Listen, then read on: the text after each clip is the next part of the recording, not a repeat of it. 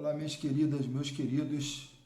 Bom, estamos aqui agora para fazer aquela revisão malandra, aquela revisão esperta, né? Para facilitar um pouquinho essa situação toda complicada pela qual a gente passa.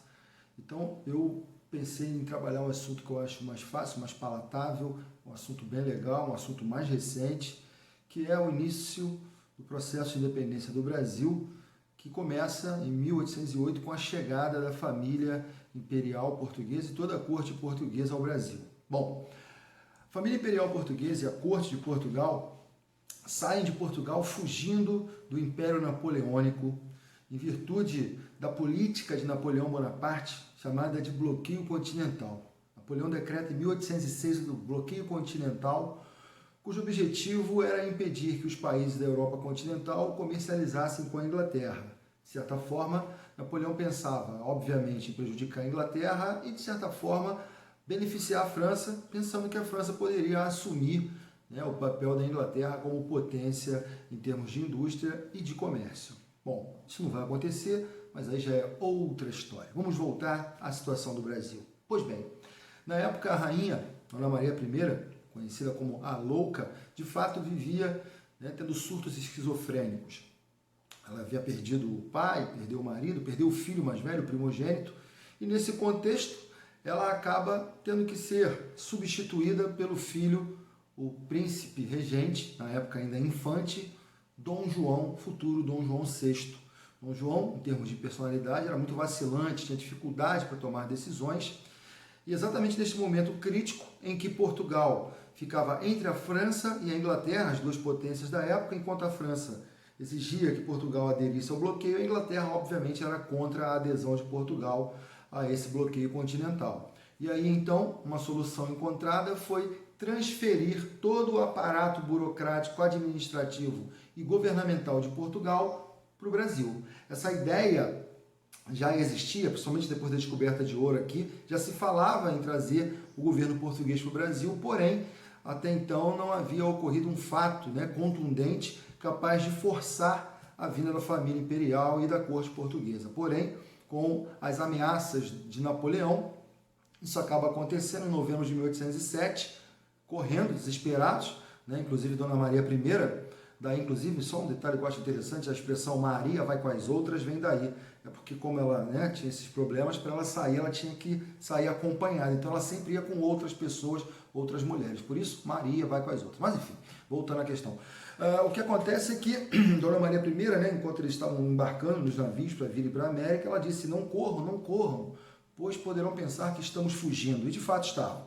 E, então, o general Junot, comandando as tropas francesas, chega ainda a Lisboa, na verdade 1.000 a 1.200 esfarrapados, gente sem arma, sem calçado, enfim, o exército napoleônico era um bando. E, mesmo assim, conseguiram tomar Portugal. Reza a lenda que daí vem a expressão ficar a ver navios. Quando eles chegaram ao porto, ainda ficaram a ver os navios portugueses zarpando em direção ao Brasil com a escolta da Inglaterra. Isso é importante. A Inglaterra apoia a vinda da família real, tá? A Inglaterra escolta os navios, né, para virem ao Brasil. Na verdade, eles dividiram toda a família em vários navios para evitar, né, que todo mundo junto, no caso do navio naufragar, poderia perder toda a dinastia. Então, eles dividiam os membros da família e, na viagem, alguns navios foram para na África, outros vieram para o Rio de Janeiro e alguns para a Bahia. Dom João chegou à Bahia e lá foi recepcionado, né? Inclusive, alguns falam de recepções aqui no Brasil, em que um choque cultural ocorre entre a colônia e a metrópole.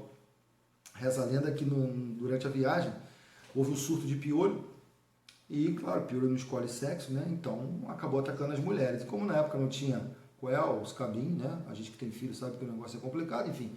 Não tinha esses remédios todos para piolho. As mulheres tiveram que raspar a cabeça. Para não desembarcarem aqui carecas, rasparam a cabeça e colocaram um turbante. Colocaram um turbante para, né, disfarçar a cabeça raspada. E quando desembarcaram aqui, as brasileiras olhando para aquilo pensaram, meu Deus do céu, é moda na Europa. Saíram da recepção para colocar turbante na cabeça também, achando que era moda na Europa, quando na verdade era o surto de piolho. Enfim, esse contato é interessante porque a moda, né, aquilo que se vestia na Europa, começa a chegar no Brasil com uma defasagem menor. Tá? Inclusive as portuguesas ficaram assustadas com os trajes das pessoas aqui no Brasil, né? É como se ela estivesse fazendo uma viagem no passado, porque aqueles trajes já não se usavam mais na Europa e aqui no Brasil era a roupa que as pessoas usavam. E a partir daí você vai ter uma ampliação das relações comerciais. Por quê? Assim que desembarca no Brasil, em 1808, Dom João vai colocar em prática aquilo que já havia, inclusive, acordado com a Inglaterra. Uma espécie de uma conferência, um acordo secreto. Dom João promete promover a abertura dos portos. Ou seja, abrir os portos significava acabar com o famigerado pacto colonial, com a exclusividade metropolitana no comércio com a colônia. Então, literalmente, Dom João iria permitir a entrada de produtos de outros países sem a necessidade do controle português. Então, na prática, gente, acabou o pacto colonial. Na prática, o Brasil acabou deixando de ser colônia de Portugal. Foi a famosa abertura dos portos às nações amigas, que para a maioria dos historiadores é o pontapé inicial no processo de independência do Brasil, uma vez que na prática, como eu disse, o Brasil deixa de ser colônia de Portugal. Então isso vai permitir que produtos das nações consideradas amigas pudessem desembarcar no Brasil. Óbvio que a grande nação amiga, a que mais se beneficia com isso, é a Inglaterra. Porque, como a gente sabe, a Inglaterra está tomando um grande prejuízo na Europa em virtude do bloqueio continental imposto por Napoleão. Então ela vai buscar aqui no Brasil e a partir do Brasil na América compensações para o bloqueio continental na Europa. Então os ingleses vão vão desembarcar de tudo que vocês possam imaginar aqui no Brasil. E mais, a Inglaterra vai assinar em 1810 os chamados Tratados de 1810, de aliança e amizade e comércio e navegação, pelos quais a Inglaterra exige a assinatura de uma série de cláusulas que Dom João acaba aceitando, dentre as quais o fim do tráfico negreiro. Isso é importante, que a Inglaterra já tentava acabar com o tráfico negreiro por questões humanitárias, mas também por questões econômicas, visto que ela havia se lançado na Revolução Industrial, visto que a produção dela era de caráter industrial, ela precisava expandir não só o mercado consumidor, que há de convir que ex-escravo não vai comprar de imediato produto inglês, mas expandir o próprio sistema capitalista, expandir mesmo a circulação de capital. E a mão de obra escrava, obviamente, era um impedimento para a expansão do capital. Então a Inglaterra já nessa época forçava o fim do tráfico negreiro. Bom, e além disso, um detalhe interessante, a Inglaterra vai se dar muito bem, ela vai estabelecer uma hegemonia aqui no Brasil. Por quê? Porque por esses tratados de 1810, uma das cláusulas determinava que qualquer nação considerada amiga pagaria 24% ad valorem, ou seja, sobre o valor do produto para vender no Brasil. Os portugueses, comerciantes portugueses, pagariam 16% e os ingleses 15%. Depois os comerciantes portugueses, obviamente, vão reclamar, também vão ter uma redução de tarifa para 15%, ótimo, só que não dava para competir com a Inglaterra. Era impossível competir com a Inglaterra, que vai enxurrar o Brasil com seus produtos, e aí é interessante que vinha desde corda, caixão para defunto, prego, martelo, bebida, enfim. Os caras conseguiam vender aqui, gente, esqui. Sabe esqui? Na neve, esqui? Vendia esqui no Brasil. Esqui no Brasil. Tem aquelas botas de patinação no gelo? Os caras vendiam aqui. Tinha gente comprando a bota e fazendo a lâmina de cortador de legume, maçaneta para porta, enfim. Então o negócio era complicado, mas os caras estavam vendendo aqui felizes da vida. Então as pessoas usavam aquelas roupas maravilhosas da Inglaterra, só que quando aqui é verão, no hemisfério norte é inverno, né? Então imagina um cara em janeiro andando com sobretudo de lã. Mas não interessa, era moda inglesa, então vamos para frente. Então a Inglaterra vai se dar muito bem aqui. E essa abertura dos portos, obviamente, é interessante para a população, principalmente para a elite e as chamadas camadas intermediárias, né? Que conseguiam, né, tinham acesso a esses produtos. Claro que para a maioria da população a coisa não mudou tanto, né? Mas para a aristocracia do Brasil, principalmente, a coisa foi muito boa, porque agora o cara poderia vender diretamente por um preço maior e comprar diretamente por um preço menor. Tá? Então, para essa elite aqui, a coisa era muito legal, era muito boa essa abertura dos portos.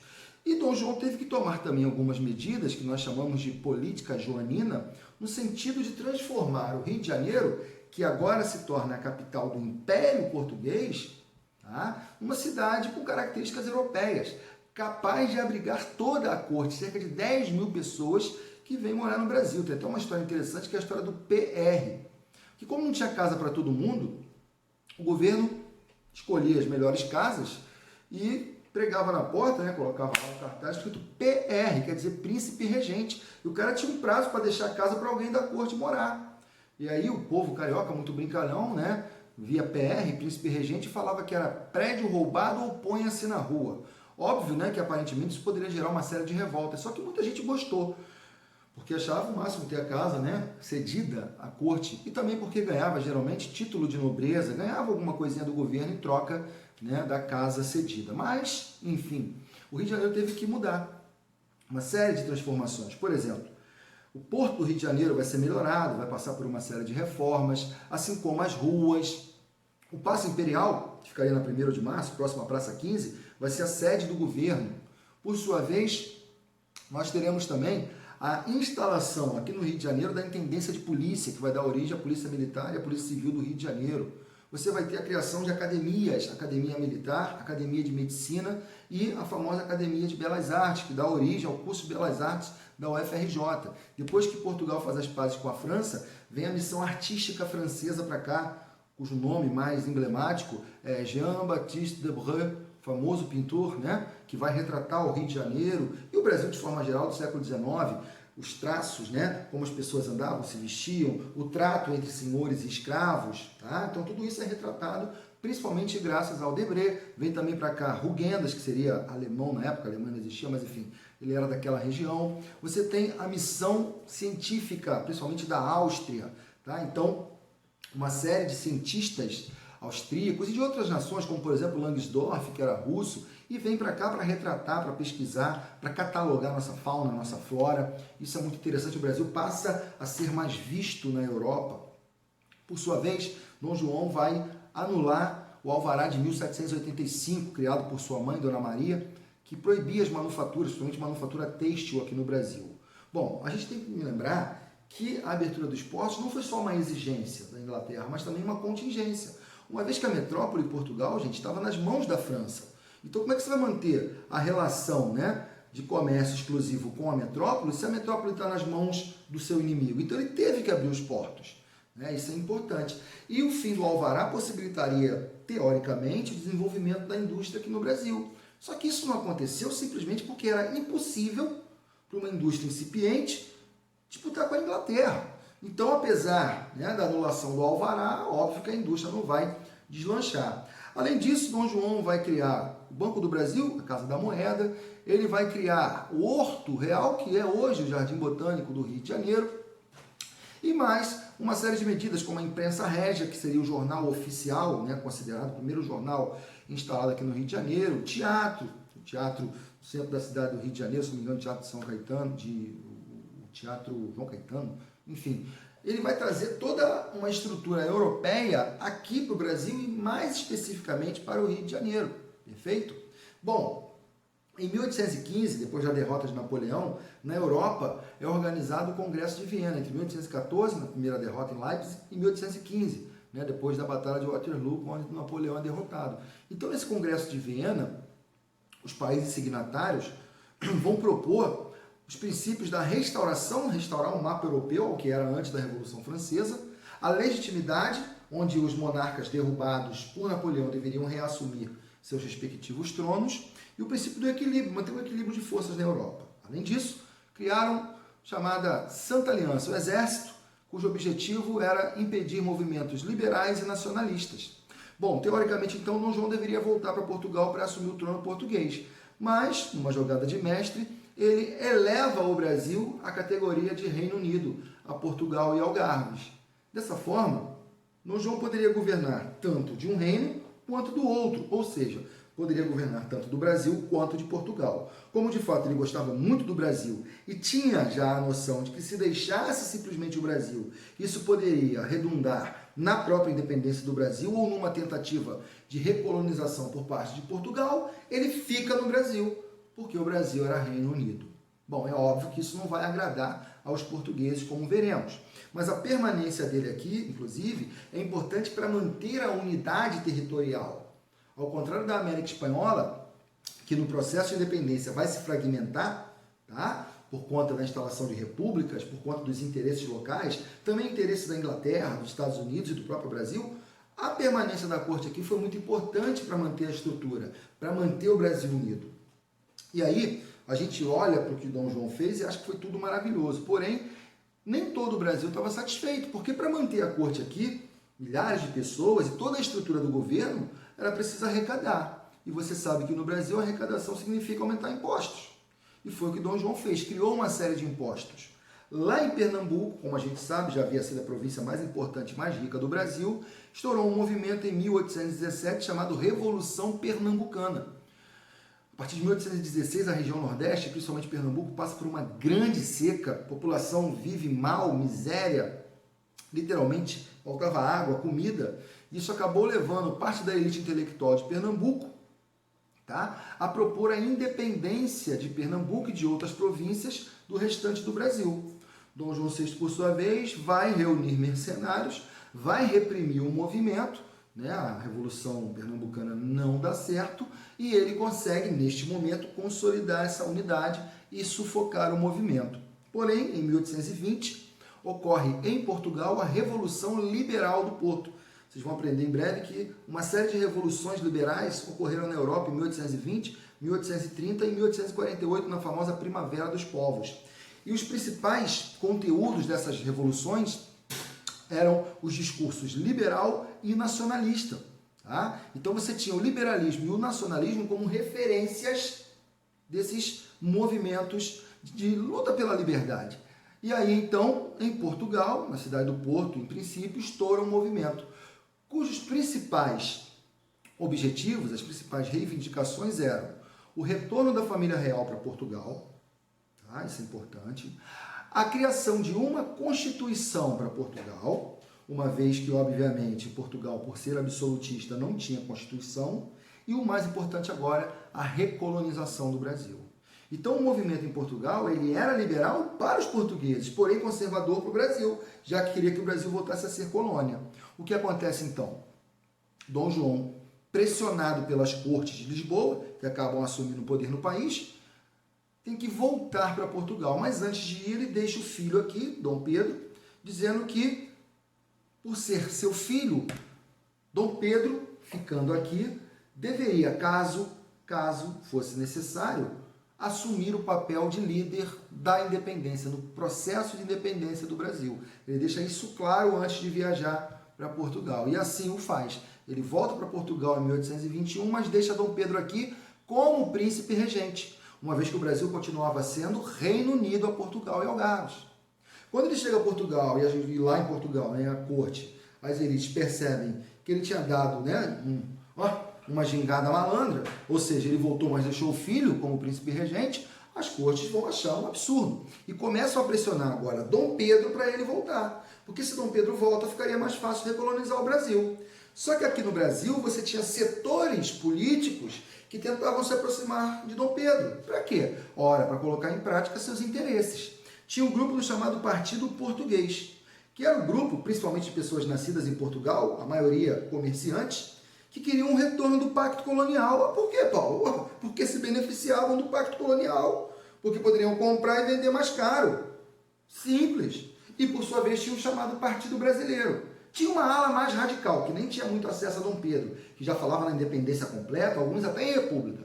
Mas tinha um grupo aristocrático, cuja principal liderança ficava nas mãos dos irmãos Andrade e Silva, o mais famoso José Bonifácio de Andrade e Silva, o patriarca da independência. Eles queriam, meu irmão, que o Brasil até pudesse manter a ligação com Portugal, não tem problema não, podia ser uma monarquia dual, 2 reis, 2 países unidos, lindos, maravilhosos. Mas o que eles não queriam era a volta, o retorno do pacto colonial. Eles não queriam, obviamente, que o Brasil voltasse a ser colônia. Por quê? Eram patriotas? Não, meus amores, porque eles se beneficiavam com a abertura dos portos. Então é claro que eles não queriam a volta do pacto colonial. E assim ficavam ali, ó, no entorno de Dom Pedro. Só que o Partido Brasileiro, né, aquele jeitinho nosso, jeitinho brasileiro, conseguiu convencer Dom Pedro. Falou, pô, Dom Pedro, você é um cara criado no absolutismo, tu é um cara brabo, um cara sinistro, né?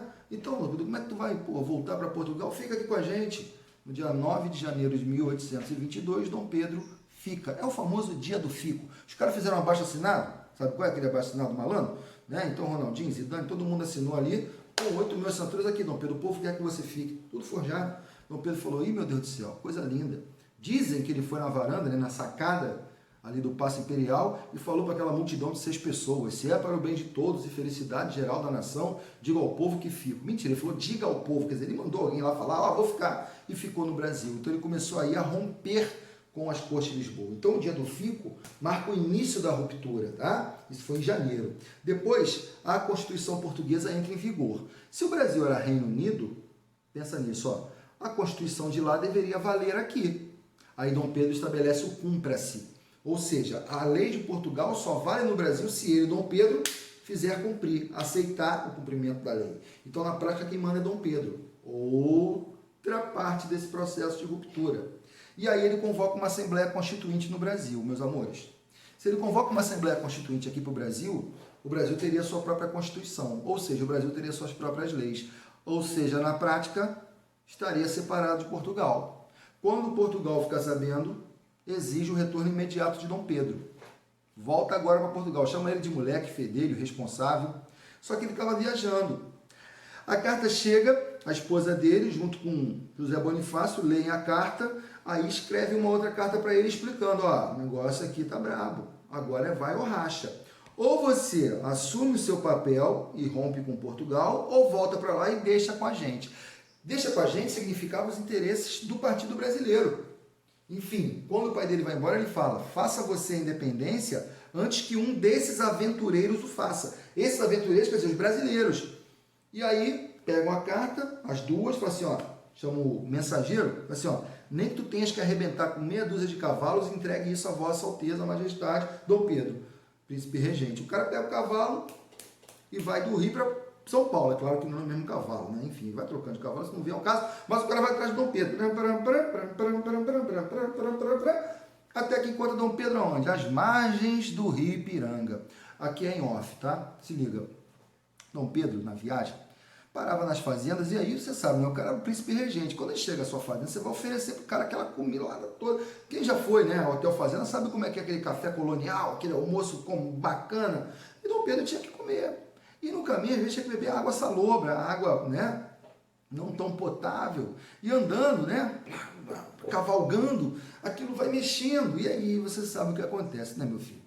Deu ruim para ele, ele parou no Rio Ipiranga para dar aquela aliviada. Como se dizia na época, quebrar o corpo. E ele estava realmente fazendo isso, né? Tava, enfim, vocês entendem, né? Coitado. E ele estava lá quando chegou o mensageiro. O mensageiro chegou e falou, Dom Pedro, olha aqui que eu trouxe para você. Aí ele falou, obrigado. Aí, né, ele, enfim, fez lá o que tinha que fazer, a asepsia dele, pegou a carta para ler. Chamou os soldados e disse, laços fora, soldado. Laços fora porque eles usavam os laços com as cores verde e amarelo e com as cores azul e branco, né? Então, representando Portugal e a Casa de Bragança. Aí eles arrancam um dos laços, jogam no chão e pisam. Ele não falou independência ou morte, não. É que você vê aquele quadro do Pedro Américo, e aquele quadro famoso que está Dom Pedro num cavalo bonito, uma roupa bonita, com a espada assim pro alto, né? Que ele deve estar gritando lá, independência ou morte. Para que gritar, gente? Para que ele vai gritar? Para quê? Meu Deus do céu. Aquele quadro ali foi criado mais de 60 anos depois de 1822. O Pedro Américo não viu aquilo, não. Ele, eu vou ver, vou pintar. Não, é da imaginação dele. É que na época era o romantismo, né? Então aquele processo todo de enaltecer as figuras. Então ali é uma representação heróica da independência. Ninguém ia fazer viagem com roupa de gala. Ele estava a cavalo, não era cavalo.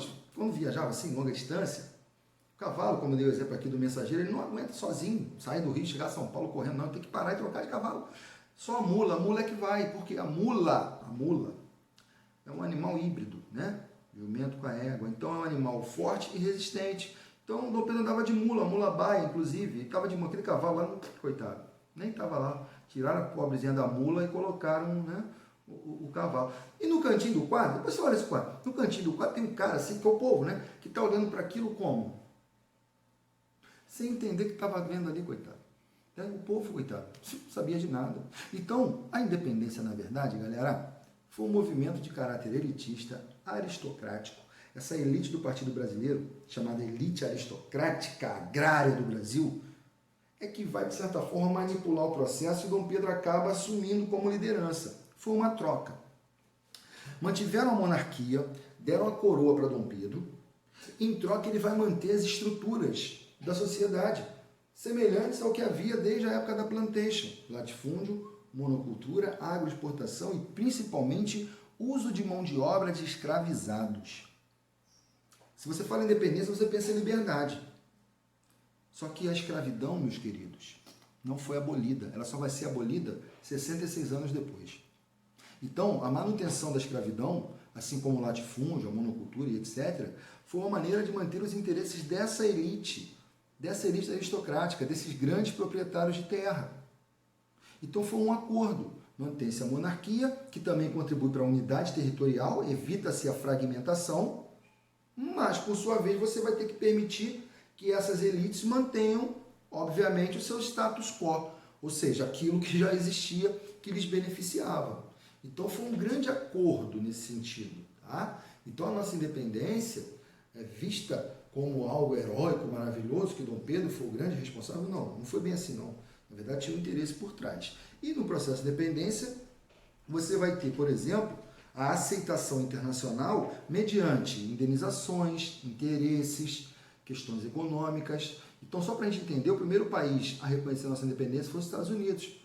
Na época, a doutrina Monroe, do presidente James Monroe, que pregava a América para os americanos, para evitar a influência europeia, principalmente inglesa, aqui no continente. O Congresso de Viena. Então, eles queriam que a América fosse dos americanos. Mas, como a gente sabe, com o passar do tempo, essa doutrina acaba se tornando a América para os norte-americanos, uma vez que a influência dos Estados Unidos vai acabar se estabelecendo, né, como uma substituição à influência europeia. Então, os Estados Unidos reconhecem em 1824. Aí, depois, Portugal vai reconhecer. A Inglaterra articula o reconhecimento de Portugal. Então, Dom João VI, que cá para nós era pai de Dom Pedro I, exige o pagamento de uma indenização de 2 milhões de libras, além de uma série de honrarias, méritos e etc.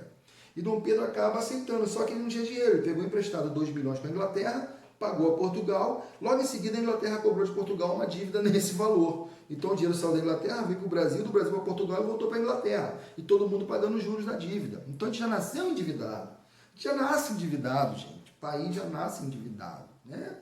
Complica. Mas enfim, aí faltou a Inglaterra reconhecer. A Inglaterra falou, bom, Portugal já reconheceu, não fico mal com ninguém, agora eu posso reconhecer. Para reconhecer a nossa independência, a Inglaterra exigiu a assinatura dos tratados, tá, de 1810, ou seja, a reassinatura. Aquela mesma cláusula de lá de trás, dos 24% para todo mundo, 16% para Portugal, 15% para a Inglaterra. A Inglaterra falou, ó, mantém meus 15%, não esquece de mim não. Só que depois disso, todo mundo que reconheceu a nossa independência exigiu também só 15%. Então, nossa arrecadação era ínfima. E a Inglaterra continua se beneficiando. A Inglaterra vai exigir o fim do tráfico negreiro, mas aí era complicado, porque a elite não queria o fim do tráfico. Daí vem a famosa lei para inglês ver. A lei que, na verdade, existia no papel, mas que ninguém cumpria, porque o tráfico continuou existindo até 1850, quando vem a Lei Eusébio de Queiroz. Então, na verdade, como eu disse para vocês, vou repetir, foi mudar para não transformar. Finalizando a história, quem era escravo continuou escravo, quem era rico continuou rico ou ficou mais rico, e quem era pobre continuou mais pobre ou ficou miserável. Gente, ó, vocês moram aqui, doido para voltar a ver vocês de perto, aquela manhã, né, que a gente chega lá e vê vocês sorrindo, especificamente Félix, sempre lindo. Ó, coração de vocês, tá? Um abraço.